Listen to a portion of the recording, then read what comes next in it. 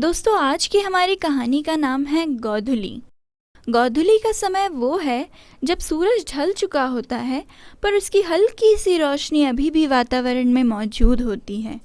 इसे कई लोग एकी का समय भी बोलते हैं। तो आइए सुनते हैं हमारी आज की कहानी। रोज दोपहर मैं अपनी माँ का हाथ बटाने के बाद अपनी सखियों के साथ हंसी टिटोले करने निकल जाया करती थी। मेरी सखियाँ, रोज मैं उन्हें घर के बाहर जाकर आवाज लगाती थी।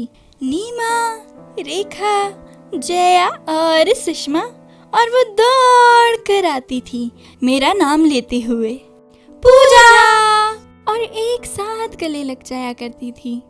उस एक बार में मानो दिन भर की सारी थकान मिट जाती थी। फिर हम हंसते गाते कुछ नगमे सुनाते शाम तक बागों में, नदी के किनारे अपना वक्त बिताया करते थे।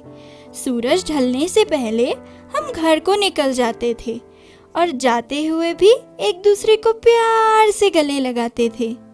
एक दिन फिर बातें करते करते सूरज ढलने का वक्त हो गया था। सारी सखियां जाने लगी, पर उस शाम ना जाने क्यों लगा ही नहीं कि मैं घर जाऊं।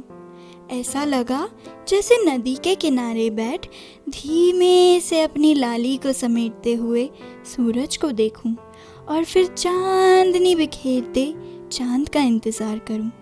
पर क्या मैं रुक सकती थी? क्या मैं उस ढलते दिन और आती शाम को शांति से महसूस कर सकती थी? इतने में माँ की आवाज आई, अरे ओ सखी दीवानी, घर गोदी में लेके जाऊं कि खुद आएगी? हाँ माँ, आई, मैंने जवाब में कहा। माँ मुझे ढूंढते हुए आ गई थी। आखिर अंधेरा जो हो चला था। मैं चुपचाप घर की ओर निकल गई। रास्ते में कितनी ही गौ माता मिली, वो भी मेरी तरह घर लौट रही थी। तभी मैंने सोचा, क्या मेरी जिंदगी भी इन जानवरों की तरह है? जैसे ये रोज घर को लौट जाते हैं, मैं भी लौट जाती हूँ।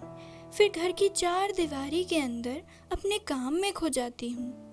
क्या मेरी अहमियत भी उस गौ माता की तरह ही थी, जिसे बस काम के लिए रखा जाता है और फिर किसी के गले बांध दिया जाता है?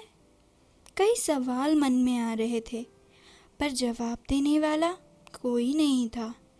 बस मेरे सवालों को सुनने वाला गोधुली का वक्त था। उस दिन समझ आया कि गोधुली का वक्त सिर्फ उन गाय के घर जाने का वक्त नहीं था, मेरे लौटने का भी वक्त था।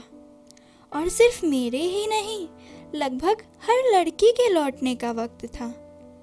शायद मैं वो चांदनी बिखेरता चांद नदी के किनारे बैठ के कभी नहीं देख पाऊंगी, क्योंकि मेरे घर लौटने का दायरा बस गोधुली तक है, बस गोधुली तक।